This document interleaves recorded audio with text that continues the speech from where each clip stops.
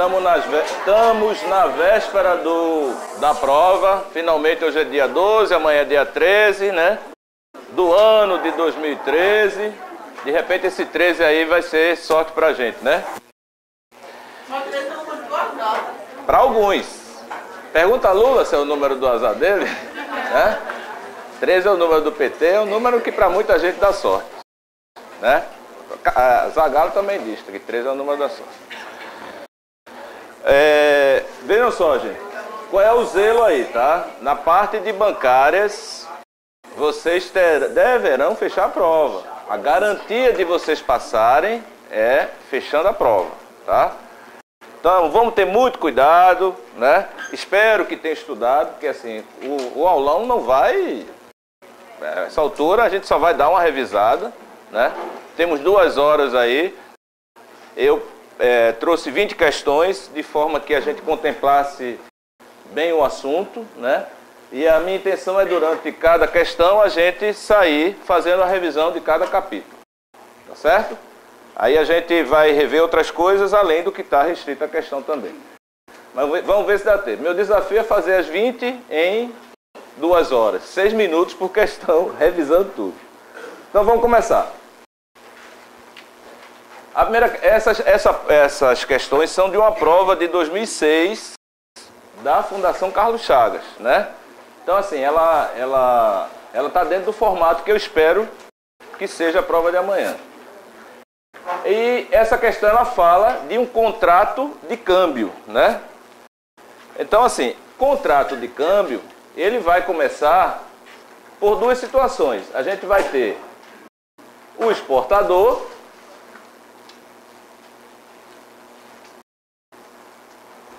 e vai ter também o importador. Exatamente, um importador. Porque se importa. Ele se importa com alguma coisa, né? O exportador, ele vende, né? O exportador, ele vende para o mercado externo, né? E por vender, ele recebe o pagamento. Não é isso? O exportador vende e recebe o pagamento. Esse pagamento a gente chama de entrada de divisas. Então, quando acontece uma exportação e o exportador recebe o pagamento, entram divisas no mercado interno. O importador, ele recebe, ele compra do mercado externo. Como ele compra, ele paga, não é isso? O pagamento sai. Então, para o importador, saem divisas. Aí vem o sentido do contrato de câmbio. Quando alguém recebe divisas em moeda estrangeira. O sentido do contrato de câmbio para o exportador é transformar moeda estrangeira em moeda nacional.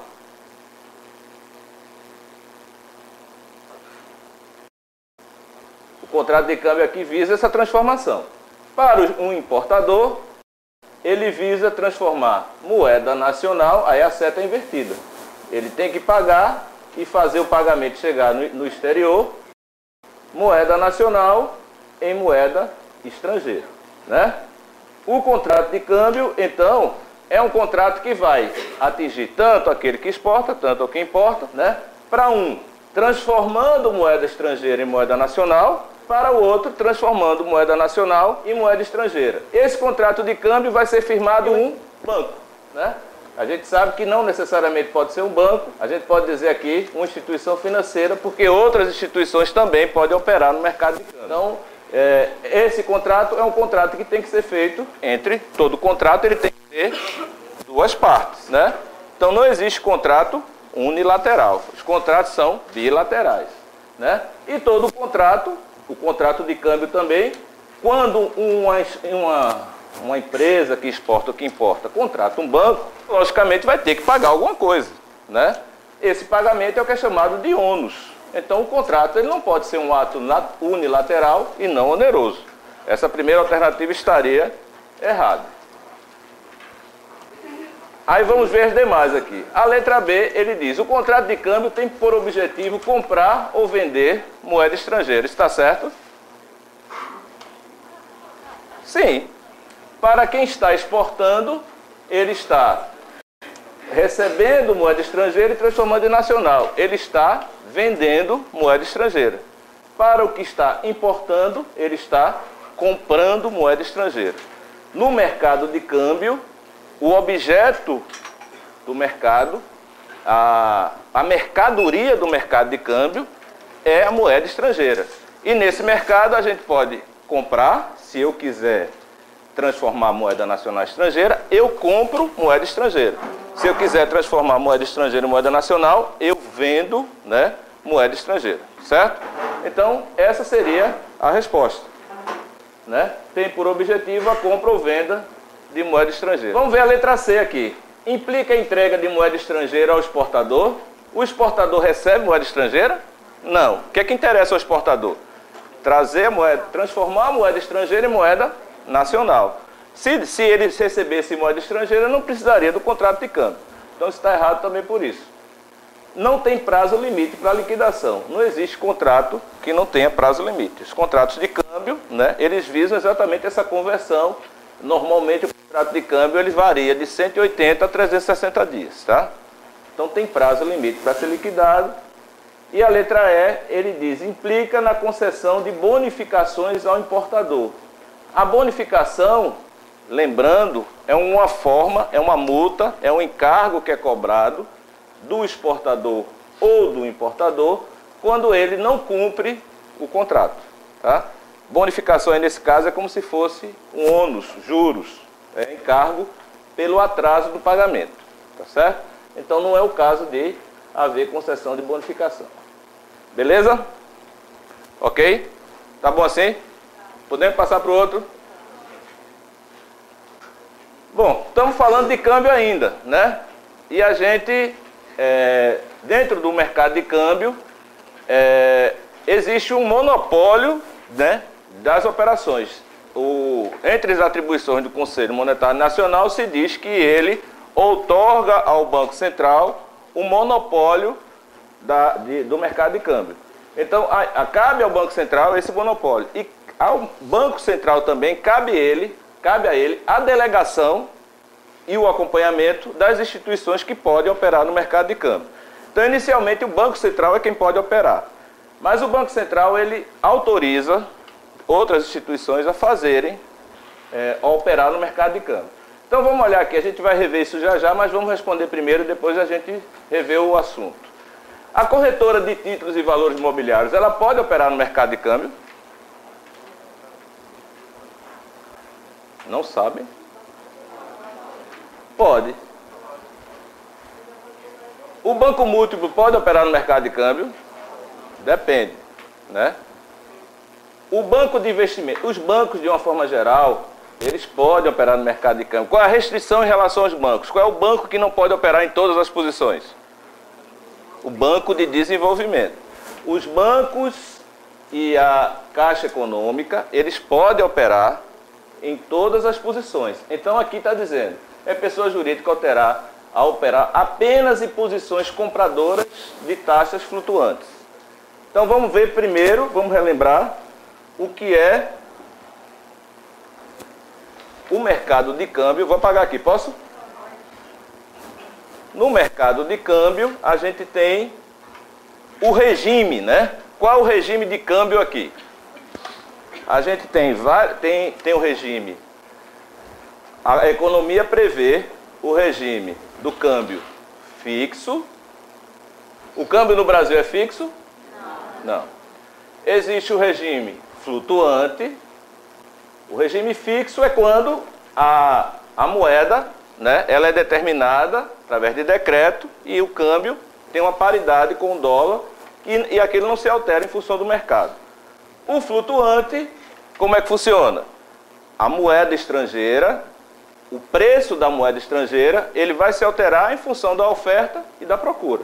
Então, é flutuante porque quem determina o preço da moeda estrangeira é o próprio mercado. E existe o regime de bandas. O regime de bandas, ele é definido da seguinte forma: é definido um teto, aonde a moeda estrangeira pode chegar, e um mínimo, um piso. Então, a taxa de câmbio ela vai flutuar entre o máximo e o mínimo. No Brasil é assim? Funciona mais ou menos assim, mas ele não é o limite máximo nem o limite mínimo, ele não tem essa fixação. O Banco Central, ele quase opera no regime de bandas, mas ele atua no mercado. Então, ele não atua determinando o limite máximo nem o limite mínimo. Ele entra como componente do mercado, comprando ou vendendo, quando vamos dizer assim, esse teto ou esse piso são alcançados. Mas nada impede que ele deixe que esse teto ou que esse piso alcance. Esse teto normalmente ele fica em torno de 2 no máximo, né? E em torno de 1,60 no mínimo. Mas não existe, no Brasil não é regime de bandas. O regime no Brasil é o flutuante. Mas dentro desse regime existem 2 segmentos. A gente tem o segmento livre ou comercial e a gente tem o segmento flutuante, que também é chamado de turismo. Esse segmento livre ou comercial, ele envolve os contratos, né, de exportação, importação, é mais ou menos ele envolve as pessoas jurídicas. O segmento flutuante ou de turismo, ele envolve as pessoas físicas. São aquelas situações em que você vai fazer conversão para viajar ou quando você volta da viagem. Então, o dólar para o turista, ele tem uma taxa. O dólar para quem vai fazer contrato de exportação e importação é outra taxa. Então, se lembrem sempre o seguinte: a gente tem flutuante no regime, o nosso regime é flutuante, e a gente pode ter o dólar no mercado, a gente pode dizer aqui que isso é um segmento ou um mercado flutuante ou mercado comercial, tá certo? Então, assim, o flutuante vai aparecer 2 vezes e não vamos confundir isso aí. Temos flutuante, o nosso regime é flutuante. E a gente pode ter no segmento comercial uma taxa, no segmento flutuante do turismo uma outra taxa, certo? Atenção, muita atenção para isso. Bom, aí ele pergunta: é a pessoa operar em apenas posições compradoras de taxa flutuante? Significa só pode operar com o mercado flutuante ou de turismo, né? Ali tem os bancos, eles podem operar em todas as posições. As sociedades de poupança e empréstimo, elas podem operar no mercado de câmbio? Não, tá? Então, essa daqui não pode em momento nenhum. Esses daqui podem operar em todas as posições. Por exclusão, tem a corretora que pode operar. Então, essa é a resposta. Ela pode operar naquele momento, em 2006, com posições compradas. Mas vamos ver aqui. Eles podem. Bancos, todos eles. Vamos ver aqui. Quem pode operar? Os bancos, todos eles, exceto o de desenvolvimento e a Caixa, né? Em todas as operações. Então, todos os bancos, se foi banco, pode operar em todas. Só o de desenvolvimento aqui não. A Caixa pode operar em todas as posições. Pode fazer tudo no mercado de câmbio. Nos 2 segmentos. No livre e no flutuante. O banco de desenvolvimento, eles podem operações autorizadas, né? Essas operações vai depender de cada banco, tá certo? Então, eles podem operar no mercado de câmbio, mas a autorização vai ser dada a eles de acordo com o que for solicitado. Então, de repente, ele pode operar só em flutuante, como pode operar só no comercial. Essa autorização é específica para cada instituição. A Caixa, nesse caso, ela estava fora, ela estava nesse grupo aqui. Ela agora pode fazer tudo, tá?